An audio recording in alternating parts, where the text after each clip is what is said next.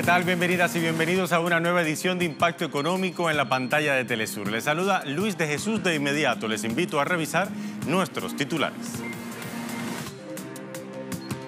Bolivia impulsa la industria petroquímica con la perforación de 26 nuevos pozos petroleros y una inversión de unos 1.400 millones de dólares. Argentina sigue al pie de la letra los lineamientos del FMI. El organismo financiero sigue dictando los planes económicos del país suramericano.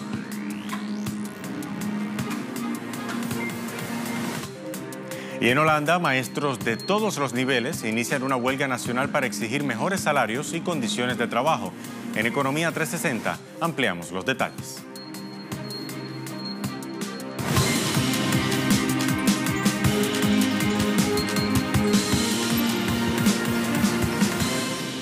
¿Qué tal? Con América Latina en perspectiva damos inicio a esta edición de Impacto Económico. Hablamos ahora de Bolivia. El gobierno del Estado plurinacional avanza en un proyecto para dar impulso a la industria vinculada con la petroquímica. Según el ministro de Hidrocarburos, Luis Alberto Sánchez, este año el gobierno creará un complejo industrial de plásticos con un proyecto de la planta de propileno y polipropileno. El complejo demandará una inversión de 2.200 millones de dólares. Las autoridades de hidrocarburos adelantaron que en el país están por ejecutarse proyectos de combustibles verdes, expandir el gas natural y construir el gasoducto entre Villamontes y la capital paraguaya de Asunción. Igualmente, se tiene previsto la perforación de 26 pozos petroleros en 23 áreas con una inversión alrededor de 1.400 millones de dólares. Vamos a Centroamérica. Autoridades del gobierno de Costa Rica adelantan negociaciones para formar parte del Banco de Desarrollo de América Latina, conocido por su sigla CAF. La ministra de Hacienda, Rocío Aguilar, afirmó que la incorporación del país como miembro pleno de la CAF permitirá acceder a más recursos a largo plazo y también a fondos de cooperación técnica para impulsar el desarrollo sostenible. En respuesta, la presidencia ejecutiva del Banco de Desarrollo adelantó que se han iniciado negociaciones para una operación de apoyo al fortalecimiento de las finanzas públicas en Costa Rica por un monto actualmente inicial de 500 millones de dólares. Cambiando de tema, la petrolera estatal rusa Rosneft aclara que trabaja en Venezuela únicamente por motivos económicos. Bueno, la aclaratoria viene porque de la empresa surgió luego que la agencia británica Reuters calificara las actividades de la compañía en el país latinoamericano como un proyecto político. Rosneft contribuye en Venezuela en los proyectos Petromonagas con una participación del 40%, en el proyecto Petromiranda con el 32%, Petroperillá con 40%, Boquerón con el 26,6% y también el proyecto Petrovictoria, actualmente con el 40%. La petrolera rusa también posee el 100% del proyecto gasístico de la exploración de los yacimientos de la plataforma continental venezolana, conocida por Mejillones y Patao, con derecho a exportar el 100% de la empresa de servicios petroleros Precision Drilling y el 51% de la empresa Perforos Ben. Rosneft también concedió a Venezuela recientemente un total de 6.500 millones de dólares en pagos adelantados, una devolución que está prevista para fines del próximo año 2020. El nuevo gobierno de Brasil dice que eliminará unos 21.000 cargos públicos para generar supuestos ahorros anuales. Autoridades del Ministerio de Economía destacaron que con los despidos masivos que se tienen previstos hasta el mes de julio próximo, se ahorran 51 millones de dólares. La cantidad de desvinculaciones representan el 16% de los 131.000 cargos comisionados que existen en el sector público. El gobierno asegura que los recortes afectarán a todos los ministerios, pero afirma que no comprometerán la prestación de servicios a la población, supuestamente. Además, la secretaria de Desburocratización del Ministerio de Economía agrega que todas las carteras del Ejecutivo recompondrán sus estructuras para adecuarse a los cortes. Y mire, el panorama laboral para miles de ciudadanos en la capital peruana resultó adverso, debo decir, durante el trimestre de diciembre del año pasado, 2018, y febrero del año corriente, 2019. Según el Instituto Nacional de Estadísticas e Informática, en ese periodo, unas 25.800 personas en la ciudad de Lima, la capital, perdieron sus empleos. La cifra constituye una caída del 0,5% en contraste con el mismo periodo de 2018. El organismo estadístico agrega que de 4.856.200 personas ocupadas en Lima, 3.058.000 de ellas cuentan con un empleo adecuado, mientras el índice de la población subempleada aumentó 1,3%, afectando a un total de 23.400 personas en la capital. Otro dato que hay que destacar y que nos parece muy importante es que de cada 100 personas dentro de la población económicamente activa, 92 de ellas tienen empleo y 8 buscan trabajo activamente. Pasando entonces a Norteamérica, el gobierno mexicano aplicará ajustes para proteger la industria nacional, así lo informa en medio de la jornada. Vamos a verlo en pantalla. Ahí lo tienen para su referencia. El jefe de la oficina de la presidencia, Alfonso Romo Garza, aseguró que el gobierno mexicano no descarta hacer ajustes a los acuerdos comerciales, como por ejemplo el Tratado Integral y Progresista de Asociación Transpacífico, con el fin de proteger la industria nacional. Comentó también que el mandato del Ejecutivo de incrementar el crecimiento del país a 4% se sustenta en la protección de la industria nacional dentro del marco y los acuerdos internacionales. La Cámara Nacional de la Industria Textil indica que el sector busca generar 150.000 empleos en los 3 primeros años de la actual administración de Andrés Manuel López Obrador. Momento de hacer una primera pausa aquí en Impacto Económico. Al regreso revisamos nuestra arista económica. Hoy hablamos de Argentina. El gobierno de Cambiemos y de Mauricio Macri sigue al pie de la letra los lineamientos del FMI. ¿Pero qué consecuencias tiene esto para la población? Al regreso le decimos, ya venimos.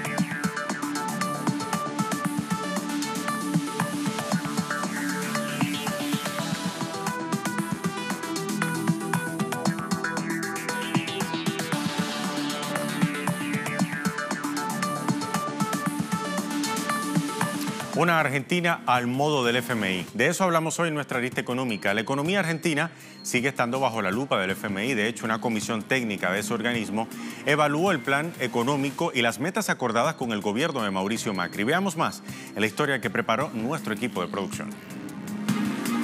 El regreso al Fondo Monetario Internacional sin dudas pone fin a la política de respeto de soberanía aplicada por el presidente Néstor Kirchner en 2006, cuando pagó 9.600 millones de deuda y suspendió relaciones con el organismo, lo que significó el fin de visitas periódicas y la elaboración de informes sobre el estado de la economía de esta nación suramericana. Gracias a la política entreguista de Mauricio Macri, la economía argentina queda atada de pies y manos otra vez al Fondo Monetario Internacional a cambio del tan anhelado crédito que Cambiemos considera indispensable para evitar un descontrol económico inmediato. El gobierno de Macri recurrió al Fondo Monetario Internacional a raíz de una fuerte inestabilidad financiera desatada a finales de abril de 2018 que impactó en una depreciación de la moneda nacional, una aceleración de la inflación que por estos días alcanza el 47,7% interanual, la cifra más alta desde 1991, y una caída de la actividad económica. A partir del acuerdo stand-by firmado en junio pasado por $50.000 millones con un primer desembolso de 15.000 millones, se dio luz verde para que cada una de las medidas fiscales, monetarias y cambiarias del Banco Central Argentino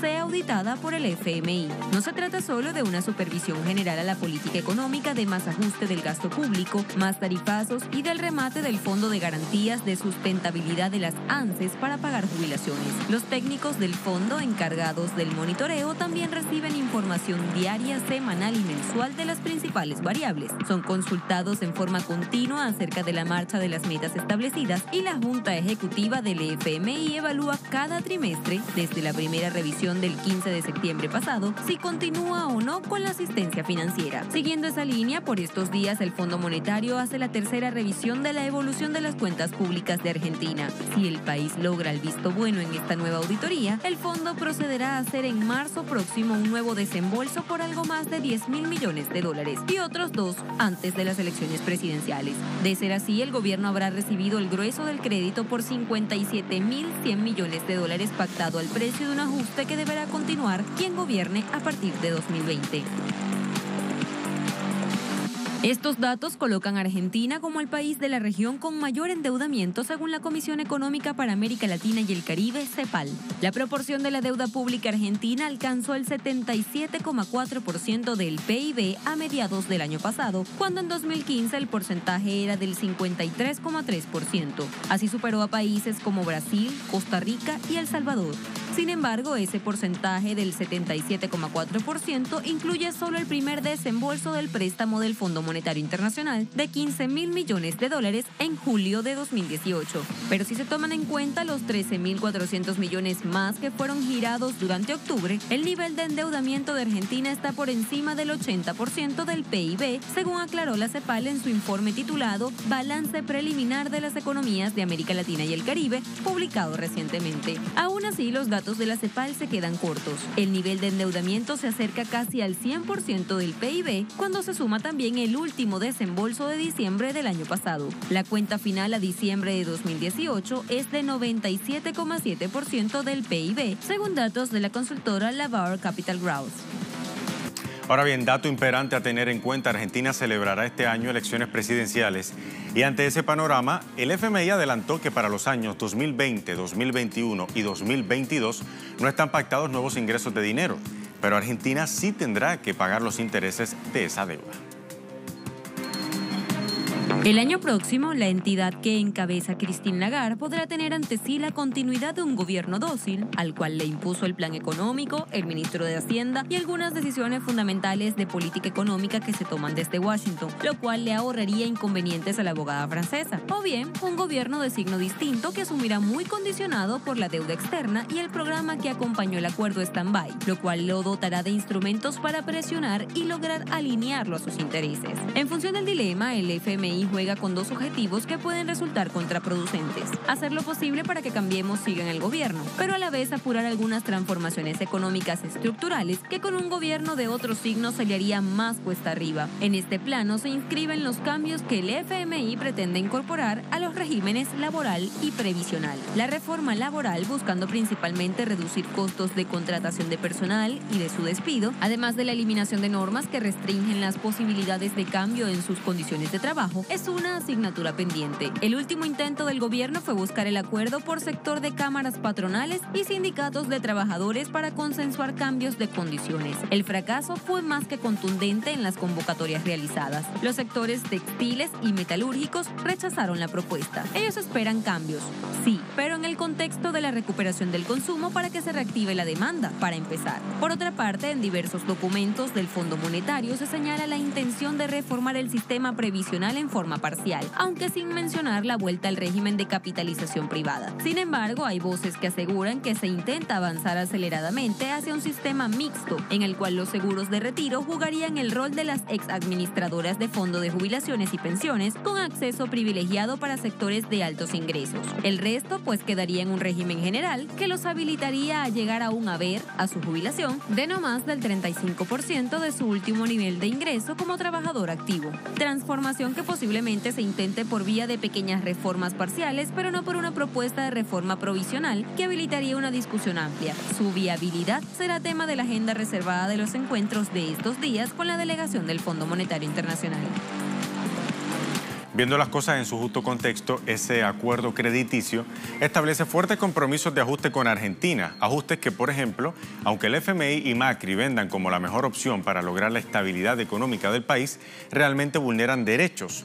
De ahí el descontento social que también se deja ver en las redes. Iniciamos, por ejemplo, viene el FMI a felicitar a Mauricio Macri por ser un ejemplo de cómo se puede destruir la industria nacional, cómo transferir recursos y ser responsables del más del 35% de población pobre en la Argentina.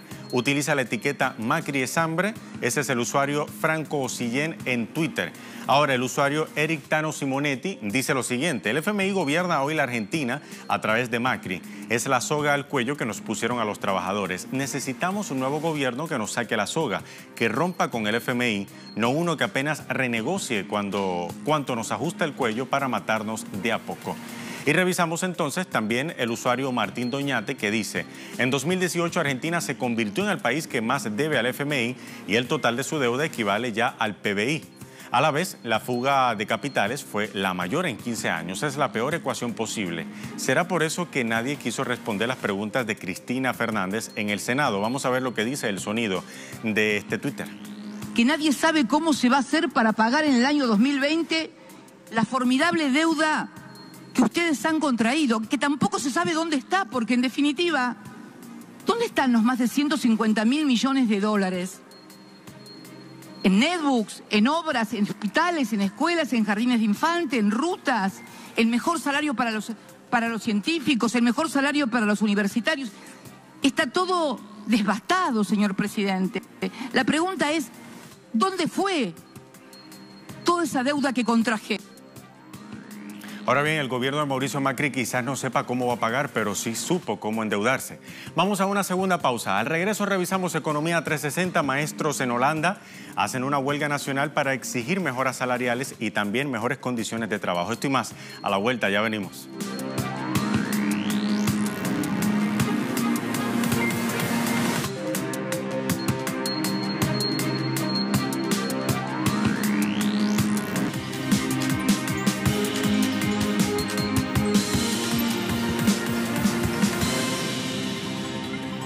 Momento de revisar Economía 360. Maestros de todos los niveles iniciaron este viernes una huelga nacional en Holanda para exigir reivindicaciones salariales y mejores condiciones de trabajo. Junto a los padres, los docentes participaron en una movilización para pedir al gobierno salarios más altos, mejores condiciones de trabajo y también una educación de calidad. La huelga proyecta la frustración de la fuerza laboral educativa, que se siente abandonada en medio de un fuerte crecimiento económico, pero que no está acompañado por aumentos de sueldo. Los docentes exigen un aumento de 4.000 millones de euros para el presupuesto anual de la educación para tener un total de 30.000 millones de euros. Asimismo, los sindicatos educativos piden la aprobación de 1.100 millones de euros este 2019 para los aumentos salariales. Y me alegro de que tantas personas piensen de la misma manera y digan, esto tiene que parar, el gobierno tiene que escucharnos, tiene que invertir en educación, porque les estamos diciendo a las personas que vamos a hacerlo, que la educación es una de las cosas más importantes de la sociedad, así que inviertan en educación. Estamos aquí para apoyar a los maestros que están demostrando mejores términos en su trabajo. Yo como padre veo que mis hijos también sufren la falta de calidad de educación. Es por eso que nosotros, padres, pensamos que debíamos darle un poco de ayuda a estos maestros. Cambiando de contexto y de panorama, China y la Unión Europea avanzan en las negociaciones para fijar un nuevo tratado de inversión que facilite el flujo bidireccional de sus inversiones. Así lo anunció este viernes en conferencia de prensa el primer ministro chino Li Keqiang. El premier adelantó que visitará pronto la sede de la Unión Europea para la próxima ronda de la cumbre Unión Europea-China con los líderes del bloque europeo. Luego del fin de la sesión anual del 13º Congreso Nacional del Pueblo, Li dijo que China y la Unión Europea han adquirido una buena experiencia en el manejo de sus diferencias y por ello espera que ambas economías profundicen el entendimiento mutuo y promuevan la cooperación para promover un crecimiento saludable de sus vínculos. Las dos partes ahora están avanzando en las negociaciones sobre un tratado de inversión. El propósito es facilitar aún más el flujo bidireccional de nuestras inversiones para beneficiar a ambas partes por igual. Creo que debemos vernos con una mente abierta y manejar adecuadamente nuestras diferencias en un curso de búsqueda de cooperación para promover el crecimiento constante de nuestra relación. Y la ley de impuesto que fue aprobada por el gobierno estadounidense en 2017 sigue generando preocupación en la ciudadanía. Un sondeo elaborado por la agencia Reuters indica que solo 1 de cada 5 estadounidenses espera obtener ahorros con la ley de impuesto del presidente Donald Trump. El 27% de los encuestados estiman que el plan de impuestos mantendrá igual sus pagos y el 24% dijo que no estaba seguro del efecto que tendría la nueva ley por filiación partidista. Por ejemplo, el 33% de los republicanos piensa que pagará menos en sus facturas en 2019 y el 45% de los demócratas esperan más erogaciones.